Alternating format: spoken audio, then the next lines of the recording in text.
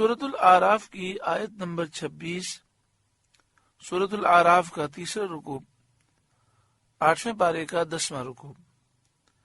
اللہ رب العالمین نے ارشاد فرمایا، یا بنی آدم، اے آدم کی اولاد، قد انزلنا علیکم لباسا، بے شک ہم نے تمہاری طرف ایک لباس وہ اتارا، یواری سوآتکم، کہ تمہاری شرم کی چیزیں چھپائے، وریشا، اور ایک وہ کہ تمہاری آرائش ہو۔ یعنی ایک لباس تو وہ ہے جس سے بدن چھپایا جائے اور ستر کیا جائے، اور ایک لباس وہ ہے جس سے زینت ہو، اور یہ بھی غرض صحیح ہے، جائز زینت کے لیے لباس پہننے میں کوئی حرج نہیں۔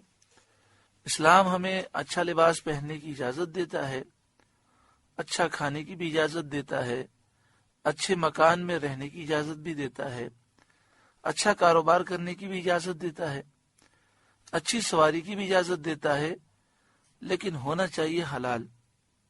دنیا کی حرص، ہوس، لالچ نہ ہو، شریعت کی انسان پابندی کرے، اللہ کی یاد سے غافل نہ ہو، اس کے دل میں غرور، تکبر، ایسی چیزیں اور دیگر برائیاں نہ ہوں۔ بلکہ ایک حدیث پاک میں یہ بھی ہے کہ نبی اکرم صلی اللہ علیہ وآلہ وسلم نے ایک شخص کو دیکھا، اس نے لباس بہت زیادہ معمولی پہنا ہے، یعنی پھٹا ہوا لباس ہے، پرانا لباس ہے۔ تو آپ صلی اللہ علیہ وآلہ وسلم نے فرمایا کہ کیا اس سے اچھا لباس تو نہیں پہن سکتا؟ اس نے کہا کہ ہاں، اس سے اچھا میں پہن سکتا ہوں۔ تو آپ نے فرمایا اللہ تعالیٰ یہ پسند کرتا ہے کہ انسان پر اللہ کی نعمت ظاہر ہو، یعنی اللہ تعالیٰ یہ پسند کرتا ہے کہ جو اللہ نے نعمت دی ہے اس کا انسان اظہار کرے شریعت کے دائرے میں رہ کر۔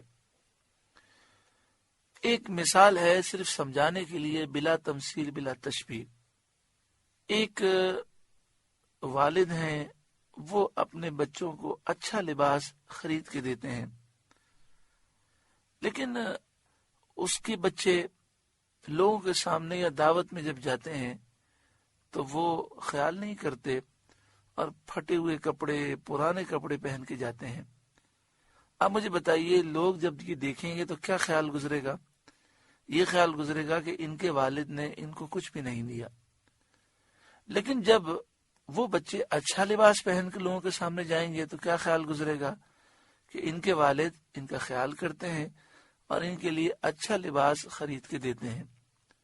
بلا تمثیل بلا تشبیہ، اللہ تعالیٰ نعمت کے اظہار کو پسند فرماتا ہے۔ جب بندہ نعمت کا اظہار کرے گا تو لوگ دیکھ کر کہیں گے رب نے ان کو بہت دیا ہے، تو رب نے جب دیا ہے تو اس کا اظہار ہو تو رب پسند فرماتا ہے۔ تو انسان کے پاس جب نعمتیں موجود ہیں پھر بھی وہ اپنی حالت ایسی رکھے کہ لوگ سمجھیں کہ اللہ تعالیٰ نے انہیں کچھ بھی نہیں دیا، تو حدیث پاک میں اس کا ذکر ہے۔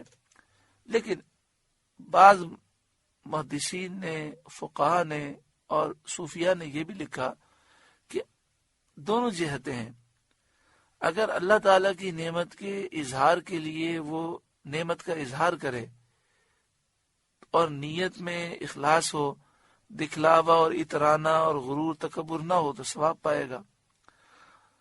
اور اگر کوئی اچھا لباس نہ پہنے سادگی کی وجہ سے اور اس نیت سے کہ کوئی غریب دیکھ کر اس کا دل چھوٹا نہ ہو جائے، تو اس طرح اچھا لباس نہ پہننے میں اگر یہ نیت ہے، سادگی ہے، عاجزی انکساری ہے، یا اور دیگر پہلو ہیں، تو اس پر بھی کوئی پکڑ نہیں ہے، کوئی گناہ نہیں ہے۔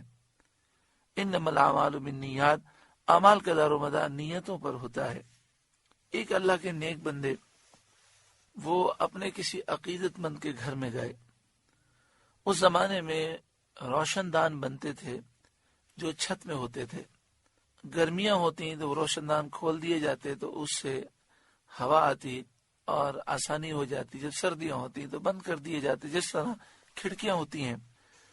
تو نیا نیا مکان انہوں نے بنایا تھا، تو وہ اللہ کے نیک بندے اپنے مرید کے یہاں گئے۔ انہوں نے پوچھا آپ نے یہ روشن دان کیوں بنایا؟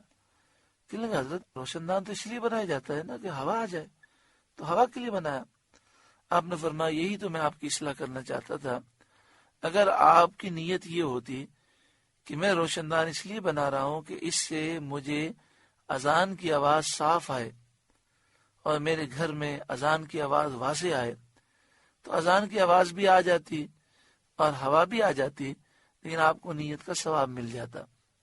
اسی طرح ایک شخص نے مسجد کے باہر ایسا کیل لگایا کہ جب کوئی سواری آئے اور کوئی شخص نماز پڑھنے جائے تو اپنی سواری کو اس کھوٹے سے باندھ دے۔ ایک دوسرے شخص نے اس کیل کو اکھاڑ دیا، جب پوچھا گیا تو فرمایا دونوں کو ثواب ہوگا۔ وہ کیسے؟ ایک نے لگایا اس کو بھی ثواب، جس نے اکھاڑ دیا اس کو بھی ثواب ہوگا۔ تو کہا دونوں کو بلاؤ۔ جب دونوں کو بلایا گیا اور نیت پوچھی گئی تو لگانے والے نے کہا کہ میں نے اس نیت سے لگایا کہ یہاں پر لوگ جب نماز کے لیے آتے ہیں تو جانور ساتھ ہوتے ہیں، باندھنے کے لیے کوئی جگہ نہیں ملتی، تو وہ مسجد کے باہر جانور کو چھوڑ دیتے ہیں اور نماز پڑھتے ہیں، لیکن دل ان کا اس میں مضطرب ہوتا ہے کہ کہیں میرا جانور بھاگ نہ جائے۔ اس پریشانی کی وجہ سے دل سے وہ نماز نہیں پڑھ سکتے، ان کا دل نماز میں نہیں لگتا، تو میں نے اس لیے لگایا۔ تو آپ نے لوگوں سے کہا کہ ثواب ملے گا؟ لوگوں کا بالکل ثواب ملے گا، واقعی بڑی اچھی نیت ہے۔ اب ان سے پوچھا کہ آپ نے اس کو اکھاڑ کیوں دیا؟ تو انہوں نے کہا کہ میں نے یہ سوچا کہ نابینا لوگ بھی آتے ہیں، تو اگر کسی نابینا شخص کی ٹھوکر لگ گئی تو وہ تو زخمی ہو جائے گا، اور اسی طرح بعض لوگ جلدی میں ہوتے ہیں تو وہ نیچے دیکھتے نہیں ہیں، تو اگر کوئی اس طرف سے آیا اور اس کو یہ جلدی میں نظر نہ آیا تو وہ تو زخمی ہو جائے گا، اس لیے میں نے ہٹا دیا۔ تو انہوں نے فرمایا بتاؤ ثواب ملے گا؟ لوگوں کا بالکل ثواب ملے گا۔ تو اللہ تبارک و تعالی ہماری نیتوں کی اصلاح فرمائے اور ہمیں ہر جائز کام میں اچھی نیتیں کرنے کی توفیق عطا فرمائے۔ حدیث پاک میں ہے کہ کل بروز قیامت آدمی نیکیوں کے پہاڑ دیکھے گا، وہ کہے گا مالک و مولا اتنی نیکیاں، یہ تو میں نے کی نہیں ہے۔ مثلا سمجھانے کے لیے مثال ہے کہ اتنی مسجدیں بنائیں، اتنے مدرسے تعمیر کیے، اتنے غریبوں کو کھانا کھلایا، یہ کام کیا، اتنے کنویں کھدوائے، وہ کہے گا مالک و مولا میں نے اتنی نیکیاں تو کی نہیں ہیں۔ اللہ تعالیٰ فرمائے گا کہ تو نے نیت کی تھی اور تیری نیت پختہ تھی، مگر تو کر نہ سکا، تو ہم نے اس کا ثواب تیرے نامہ اعمال میں لکھ دیا۔ مثلا کسی مسجد سے گزر رہے ہو، مسجد تعمیر ہو رہی ہو، آپ نے کہا میرے پاس تو 100 روپے ہیں، آپ نے مسجد میں 100 روپے دے دیے اور دل میں تمنا کی کہ اللہ تو مجھے ایسی توفیق دے کہ پوری مسجد میں تعمیر کروں، اگر میرے پاس پیسے ہوتے تو پوری مسجد میں بناتا۔ اب پیسے تو نہیں ہے کہ بنا سکیں، لیکن اس نیت پر ہمارے نامہ اعمال میں پوری مسجد بنانے کا ثواب لکھ دیا جائے گا۔ اسی لیے فرمایا گیا کہ مومن جو جنت میں جائے گا وہ نیت کی وجہ سے جائے گا، مومن کی نیت اس کے عمل سے بہتر ہے۔ آپ سے گزارش ہے کہ قرآن کے اس پیغام کو آگے پہنچا کر ثواب جاریہ حاصل کریں۔